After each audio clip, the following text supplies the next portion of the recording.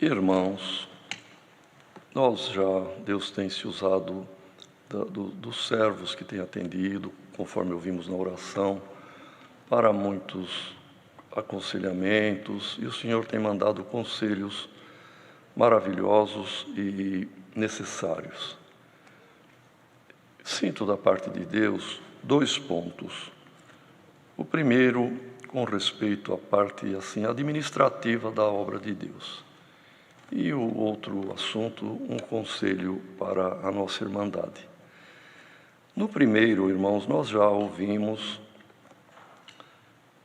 explicações do funcionamento da obra e do ministério da obra, que ninguém é remunerado, tudo é voluntário. Mas entendamos uma coisa: existe ordem também no desempenho das funções e respeito para com o chamado do Senhor em cada ministério. Nós vemos desde o passado que o Senhor Jesus chamou os apóstolos. Porém, irmãos, depois apóstolo não ordenou apóstolo ou chamou outros apóstolos.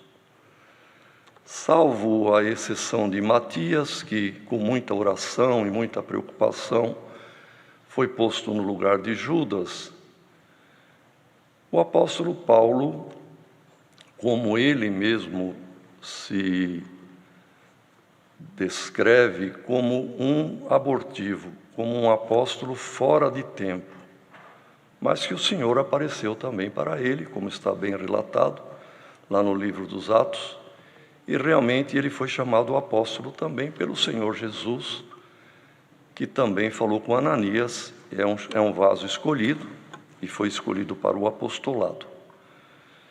Mas fora isto, irmãos, os apóstolos ordenaram anciãos para continuar a pregação da palavra, continuar fazendo o batismo aos novos convertidos e também o mandamento do Senhor para a Santa Ceia são os anciães. Então, como sabemos que tem muitos que assistem os nossos cultos e gostariam de conhecer a estrutura organizacional da obra ministerial, os anciães cuidam da superintendência da obra e atendem, sobretudo, os serviços além de cultos, reuniões, também batismos, santas ceias e reuniões de mocidade, que tem sido reservado para os anciães estes serviços na obra. Também houve a necessidade de cuidar de alguma viúva com crianças, filhos pequenos, que ficavam desamparados. E Deus sempre guiou, colocando piedade nos corações, e muitos vendiam alguma propriedade e doavam parte ou todo, conforme sentiam, trazendo para os apóstolos. E era ministrada esta parte da distribuição aos necessitados. E viu-se a necessidade também de instituir os diáconos. E vemos na palavra a instituição dos primeiros diáconos, homens que fossem cheios do Espírito Santo, que tivessem uma boa reputação e tivessem sabedoria. São os pré-requisitos para o diaconato. E eles passaram a atender as mesas. E até hoje, então, na congregação, tem a obra da piedade com os diáconos e as irmãs, que também Deus chama para esta parte. E para cooperar com o ancião, tem o cooperador do ofício ministerial. O ofício ministerial é do ancião, que, como já foi dito, ficou no lugar dos apóstolos anciães, e nós vemos isto em 15 de Atos, em 28 de Atos, 29 também.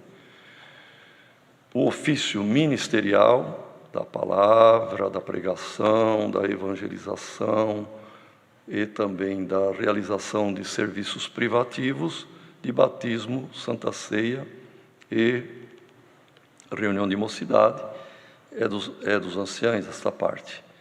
E os cooperadores, como o nome próprio diz, e é bíblico, Paulo chama Clemente e outros, que eram os cooperadores da época de Paulo.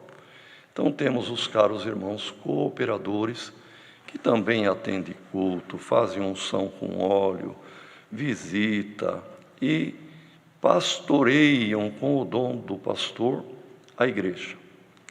E temos os cooperadores de jovens e menores, que, como o próprio nome diz, cuida da mocidade e das crianças. Esta é a parte espiritual. Mas existe a parte administrativa, pois temos prédios, patrimônio, temos compromissos. Então, existem os administradores da obra. E é bem distribuído esta administração, não é centralizada. Ela está distribuída por todo o Estado, por todo o país, onde há um número razoável de irmandade. Deus preparou que tem também uma administração que cuida do patrimônio. E assim, de acordo com as leis que regem as sociedades anônimas e as associações, também, pois é uma parte patrimonial, segue-se no nosso estatuto exatamente o que a lei requer, que sejam homens idôneos, que tenham um presidente com a responsabilidade de representar a congregação em todos os âmbitos, inclusive em juízo e fora do juízo, é o presidente que representa aquela congregação, como temos aqui no Brás, mas temos também em Guarulhos, temos em Osasco, temos as administrações tantas pelo Brasil, chega perto de 1000 administrações, 970 e tantas. De modo que há uma ordem, irmãos. Os servos do ministério, a não ser os diáconos, na parte dos frutos da coleta, do atendimento aos necessitados, eles também têm a responsabilidade de gerir esta parte, digamos, financeira para as necessidades. Mas são homens idôneos também e servos de Deus. Mas o ministério da palavra, irmãos, não nos envolvemos com a parte financeira nem administrativa, não nos preocupamos somente com a parte espiritual. E são homens idôneos que são elegidos para isto, o presidente para realmente ser o administrador de maior responsabilidade na administração, o tesoureiro que cuida da parte, portanto, financeira, e o secretário que cuida das atas e, de um modo geral, também de tudo o que se diz de documentação. Tem os vices.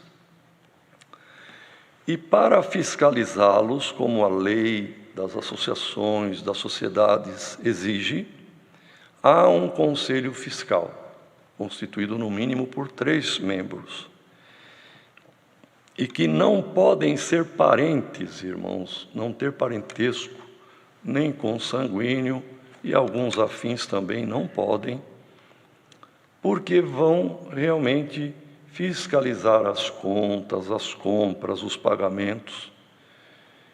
E graças a Deus, irmãos, quem recebe a coleta também não são os administradores, há o grupo dos irmãos porteiros, irmãos idôneos. Hoje, nem na mão deles passa ali inicialmente o dinheiro, são colocados os frutos das coletas nas caixas de coletas, e na hora de contar de uma forma bem reservada, com oração, com o temor de Deus, porque a tentação está rodeando, não é, irmão? Como um leão, e rodeia todos, e é um perigo. E a tentação para o dinheiro é um problema. Mas para que evite qualquer aparência de mal, sempre eles contam em 3 ou 4 irmãos, e é feito o lançamento no livro. Portanto, o fato gerador, o passo inicial, é o lançamento no livro, dentro da contabilidade, que é uma ciência exata. E depois eles agradecem e assinam, e aqueles valores, a partir daí, passarão a ser seguidos rigorosamente, tanto pelo nosso Conselho Fiscal, como também por qualquer um da Irmandade que queira ver ou saber, que se sentiu de dar um determinado fruto e como é que foi aplicado, gerido. E dentro da contabilidade, que é uma ciência matemática, há a possibilidade de rastrear para que não haja dúvida. Então, a nossa Irmandade colabora, como nós também colaboramos, irmãos, que nós temos a responsabilidade do ministério, mas somos ovelhas nesta obra também. Somos partícipes em tudo, inclusive nas coletas, que é uma necessidade na obra. Nós também contribuímos, com a tranquilidade de que esses frutos seguirão para as finalidades que Deus colocou no coração de quem contribui. Então, senti de falar isto, porque muitos não sabem como funciona, e mesmo entre a nossa Irmandade, é possível que tenha alguém, um novo no caminho, um novo na idade, que ainda nunca pensou nisto. É bom que entenda que há ordem e há disciplina nesta bendita obra, tanto na parte, portanto, espiritual, da piedade e administrativa. E isto forma, irmãos, mentalmente assim, um tripé. E é interessante, irmão, que qualquer móvel, banco, que tenha 4 pés, se não for num plano bem nivelado, ele vai mancar, não é? Vai... O tripé, um banquinho de 3 pernas, de 3 pés, mesmo que o terreno seja inclinado, acidentado, ele não oscila, ele não vacila. Então é uma coisa interessante isto, irmão, que essas 3 colunas, 3 unidades na obra, se respeitando mutuamente, como é assim que funciona, e uma parte não interferindo na ação da outra, a obra de Deus não vacila, não manca. Mesmo que haja momentos que o barco parece que está inclinando, mas a unidade, a união permanece. E o segundo ponto, irmãos, tivemos ensinamentos já há anos a respeito de pirâmides, perdoa, irmão Salvador, senti de entrar nesse assunto, e de ganhar dinheiro fácil. E nós tivemos o dissabor de ver casos ao longo do ano passado, irmãos, de pessoas que deram prejuízo para o próximo, e a nossa Irmandade foi vítima em muitos lugares. Porém, irmãos, parece que esse mal desaparece, mas ele camufla, ele troca de roupa, muda o nome e a tática, e o procedimento, mas continua as pirâmides à solta por aí. Então é fácil a nossa Irmandade saber. Tudo que promete ganho fácil, que em pouco tempo multiplica, é pirâmide. Não tem como. E a palavra de Deus não se contradiz. Quando Deus falou com Adão, e nós trazemos neste corpo humano a imagem do Adão, e o decreto, a sentença que foi dada para Adão, para Eva, também para a serpente, e graças a Deus o anúncio de que da semente da mulher viria um, que foi Cristo, e veio mesmo, e foi a graça, porque lá no Éden, depois da queda do homem, foram 3 sentenças e o anúncio da vinda de Cristo, feita por Deus. Para o homem, para o Adão foi dito, a terra não vai mais produzir comida espontaneamente, você vai ter que trabalhar. A terra espontaneamente vai produzir espinhos, cardo, carrapicho, enfim, toda sorte de ervas daninhas. Ninguém precisa plantar, a terra vai produzir. Mas para você comer e sobreviver, vai ter que lavrar a terra e plantar, e com o suor do teu rosto comerás o teu pão. Para Eva foi dito, as dores agora do parto em ti se multiplicarão. Agora o teu parto será doloroso. E você vai viver uma vida de aflição, pensando no filho, na criação, pensando no marido e sofrendo para gerar. Para a serpente foi dito, você andará de rasto, lambendo o pó da terra. E ouvimos uma palavra há pouco tempo que realmente deu uma bonita explicação disto, que não é o réptilzinho, o animalzinho aí, que apesar de venenoso, a cobra, mas não era, irmão, era muito mais maldoso aquela serpente, porque era o próprio inimigo travestido na serpente. E ele continua, sem dúvida nenhuma, pelas partes mais baixas de rastro do pecado e procurando, sabe, irmão, ferir o calcanhar da humanidade. E veio o anúncio da graça, a promessa da vinda de Cristo. Mas da semente da mulher nascerá um que esmagará a cabeça da serpente. Então nós vemos, irmãos, que o decreto do Senhor é que o ser humano, porque agora vamos fundir homem e mulher, que é a pessoa humana. O que acontece conosco, irmão? Todos temos aflições para ganhar o pão de cada dia. É com suor, é com lágrima, é com oração, é com lamento, com gemido. A mulher, dores também, não só no parto, mas as dores depois da criação do filho, que pode ter, irmãos, a idade que tiver, e sendo casado, e sendo já pai, mas os pais sempre estão gemendo, preocupado, orando e chorando pelos filhos. É a luta desta vida. E o comer o pão com o suor do rosto é um decreto de Deus para o Adão, para a Eva, que é a carne e o corpo nosso.